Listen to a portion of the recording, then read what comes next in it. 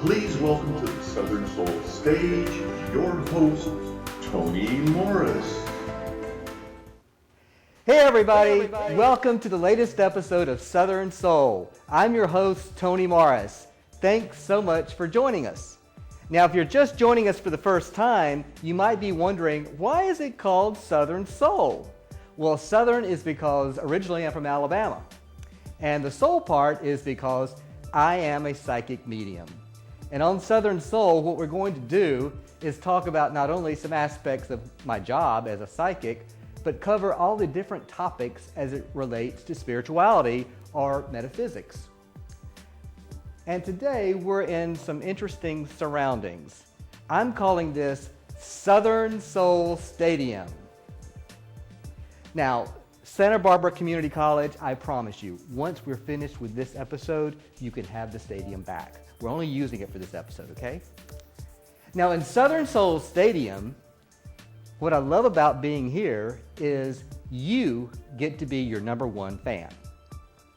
Now, that doesn't mean you're going to be on some kind of ego trip or, trying to be Mr. Hot Stuff or Miss Hot Stuff or whatever. No.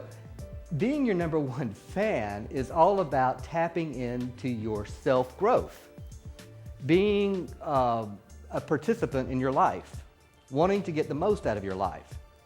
And Southern Soul, the TV show, what we try to do is to provide you with some resources, certainly some inspiration, and hopefully some motivation to help you out along the way.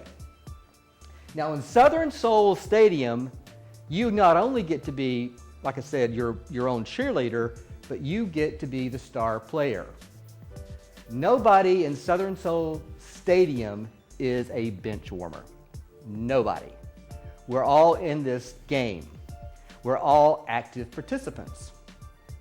Now, certainly, spiritual insights can help you out along the way.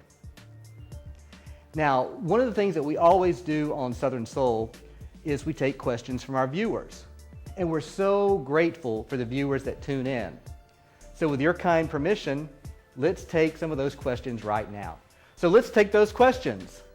And lucky for me, I happen to have my glasses here in the stadium. Number one, do spirits have a sense of humor? You betcha. I do, during my psychic consultations, I can't tell you how many times a loved one will come through with very much a sense of humor. Now, psychic medium, I should probably clarify, psychic energy is when I can perceive things coming your way. You always have freedom of choice as to what to do with it. And medium energy is when another spiritual source will come through with a message for, say, a loved one. And that can range from your aunt, your uncle, your grandmother, dogs, cats, pets, it all happens. But they definitely have a sense of humor. And sometimes they will certainly relay happy, fun moments that might have taken place in, say, a client's life as it's relative to that person or that spirit, or they may even try to poke fun at me. I can't tell you how many times they've told me little funny insights about myself.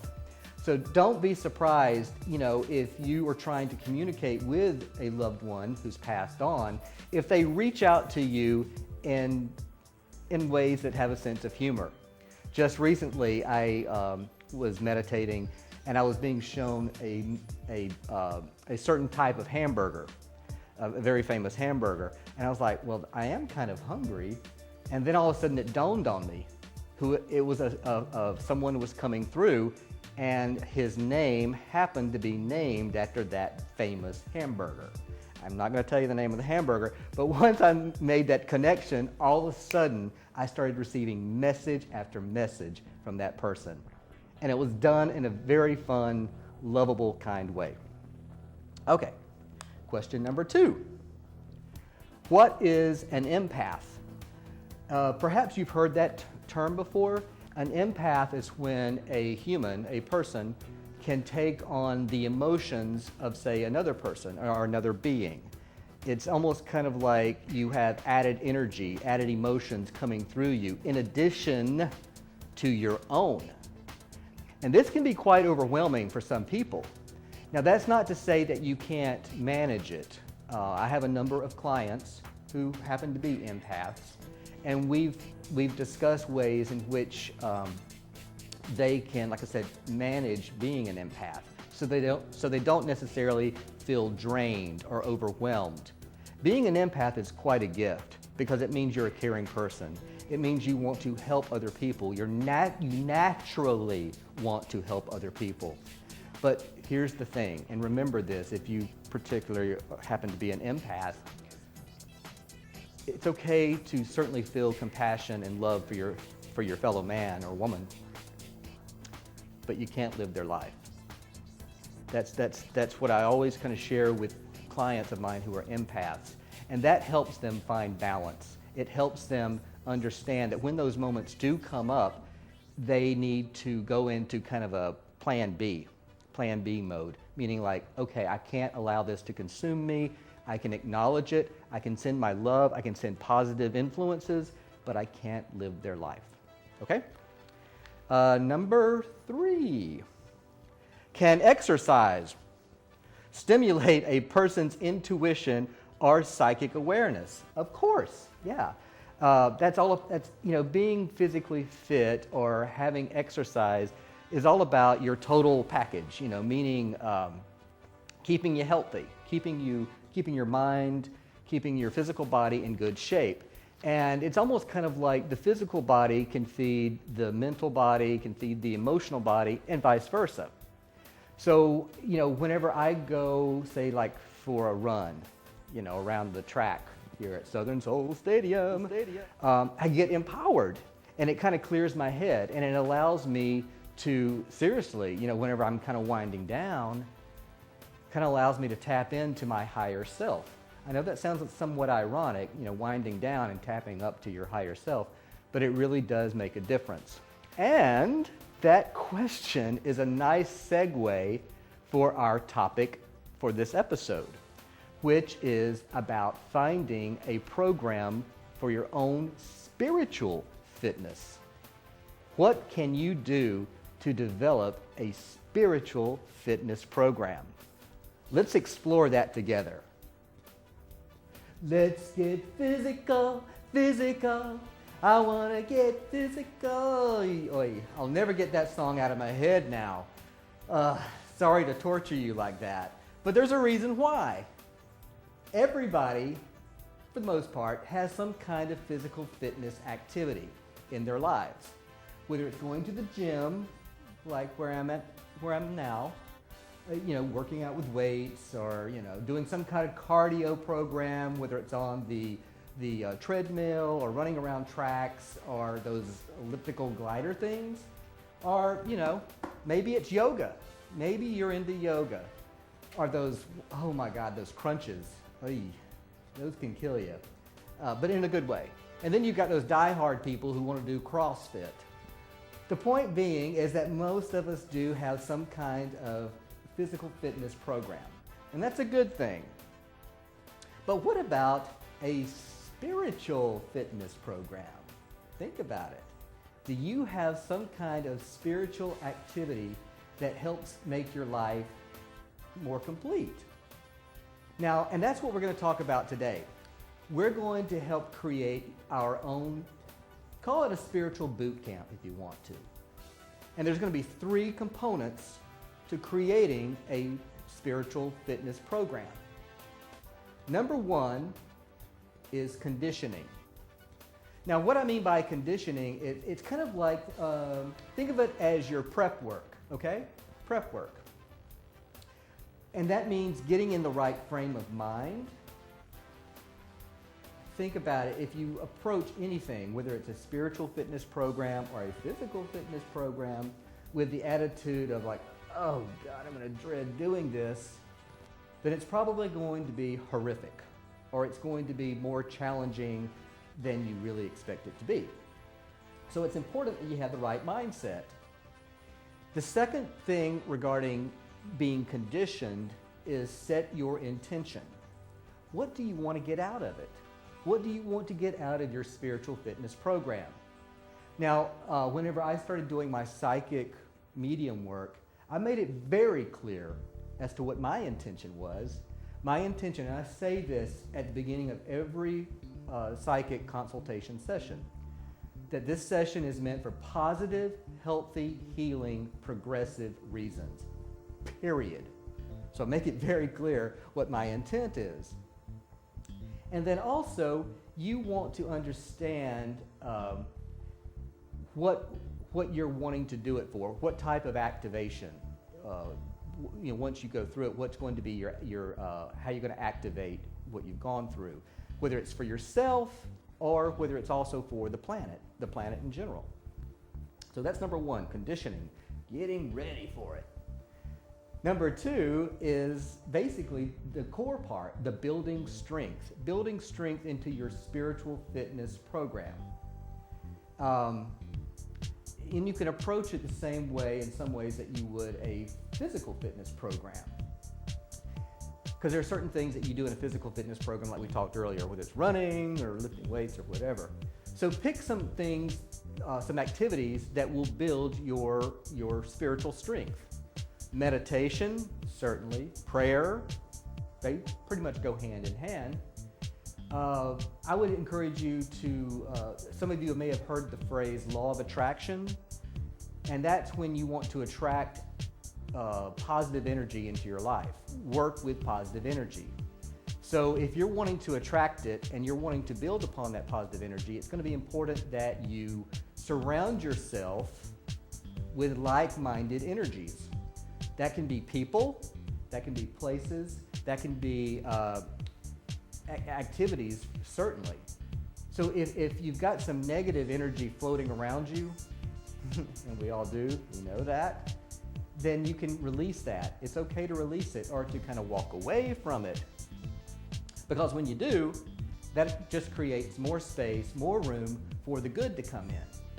So if you do find yourself, again, this is about the law of attraction, incorporating that into your spiritual fitness program. If you do find yourself surrounded with people who are draining you, just draining the life out of you spiritually, then it's probably time to kind of relook at some things. So build upon that. Here's another thing. A spiritual fitness program can be very personal. Unlike a physical fitness program where sometimes you have a workout buddy or a workout partner to kind of either help, with the weights or, go running together or whatever, that kind of encourages you to get it done. But a spiritual fitness program can be very personal, meaning it's all about the inside growth of the individual. So I would kind of caution, creating a spiritual fitness program with another person. Now again, getting back to the law of attraction, that old saying, birds of a feather flock together. If you're around other people in group activities that support your individual goals in your spiritual fitness program, then I think that's perfectly healthy. Actually, I would really encourage that. So seek out maybe group activities, but when it comes to defining and building strength on your own personal spiritual fitness program, you kind of want to do the work yourself, and you kind of want to build upon that in your own terms, okay? Now the third part, let me get number 3 up here. The third part is really about applying. How do we apply our spiritual fitness program? Meaning, you got to do something with it, otherwise why bother, right? So here's the thing. Think about, I've made the commitment, I've invested my time and my energy, now what do I want to do with it? Meaning, kind of like walk the walk, talk the talk, that sort of thing. And you want to do that throughout your daily life. Meaning once you get into the habit of making these applications real, they just become part of your natural fabric. Just like, drinking a glass of water or brushing your teeth, that sort of thing. Some suggestions on applying it could be, you wake up every morning saying things like, I am grateful. I am grateful. I can't tell you how many times I say that. I mean, I get up every morning and I just say it. I am grateful, I'm grateful. It's just like clockwork. So you can find yourself just saying positive affirmations throughout the day. That is one way, one easy way to make this real, to feel real. You certainly want to share your good with other people as well. So if you're feeling good within yourself and you're feeling stronger, share it with other people. Now that doesn't mean going out and trying to recruit people to do what you're doing, but people will notice there's something different about you, something that's more loving, more insightful, more giving, or whatever. They may even say something like, did you do something different to your hair? Or you look happier, or whatever. Now, if they ask you that, you may want to share, oh yeah, I've created a spiritual fitness program. But what I'm getting at is just be yourself. Share your good. Encourage other people to do the same by setting an example. So that's another way you can actually apply it. And then look around you. You know, if there's things in your community that need to be taken care of, whether it's, a beautification project or helping, with the elderly, doing some volunteer work or whatever, that's another way of applying your spiritual fitness program to make a difference, okay? So again, 3 things with your spiritual fitness program, and it has nothing to do with a gymnasium. Conditioning, getting the right mindset, making the commitment, making your intentions. Number 2, building strength, spiritual strength that is. And finally, number 3 is applying what you've learned. Okay? Now, how was that for your first spiritual fitness routine?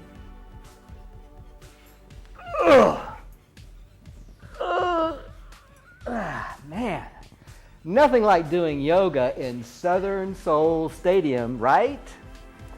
Hey, how'd you like that spiritual fitness routine we did a few minutes ago? Now, this is my favorite part of the show. It's called the Little Red Wagon segment. And what we do during the Little Red Wagon segment is we take what we've learned from the show and apply it. Think about it. When you were a kid, your little red wagon was probably your first toy. And in your little red wagon, we put our dreams, our aspirations, what we wanted to be when we grew up. And we've carried that little red wagon around us our entire lives. Now, sometimes we forget where we put it, or sometimes the wheels may fall off, or might even get a little rusty. But the little red wagon is always there. Now, since we're still in Southern Soul Stadium, what we want to do today with our little red wagon is think about what we did just a minute ago with our spiritual fitness routine. The 3 things: the conditioning, the building the strength, and then the applying of what we learned. So in today's Little Red Wagon segment of Southern Soul, I'd like to suggest that you take a piece of paper and first of all write down what would be your conditioning, meaning what's going to be your intent for your spiritual fitness routine. And also be very comfortable in making a commitment, because it doesn't make any sense to state an intent if you don't get behind it, right? So that's number 1.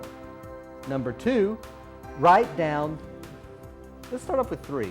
3 things, 3 activities that you can do to build that spiritual strength. Now, some suggestions were, like meditation. And think about it. If John F. Kennedy, when he was president, could take his 15-minute power naps so he could become refreshed and lead the country, then I think we can find some ways in which to build our own spiritual strength program. And again, meditation is just one suggestion, but think about it. What could be 3 things that you could put in your little red wagon to start building your spiritual strength? And then finally, how do you want to apply it? Again, start off with 3 things, 3 ways that you can apply your spiritual strength. Whether it's sharing with others, doing some volunteer work, I'm not going to tell you what to do. It's your spiritual strength program. So that's your homework. And the cool thing about a spiritual strength fitness program, there's no sore muscles. Get it? Thanks so much for joining us on this latest episode of Southern Soul. And by the way, Santa Barbara Community College, you may now have your stadium back. Thanks so much, people. And by the way, keep on rolling.